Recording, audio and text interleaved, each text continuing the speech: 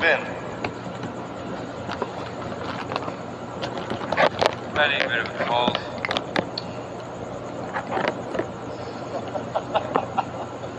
You know, that was the hardest part of having to betray you. Grinning like an idiot every 15 minutes. I thought the hardest part was curbing that pressing need of yours to get your gun off. You were in such a hurry to knock off that 747, you never figured out where Chimera really was.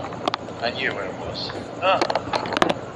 And you knew the only way that Corbett could smuggle the live virus was by injecting himself, using his own bloodstream as a petri dish. You knew that.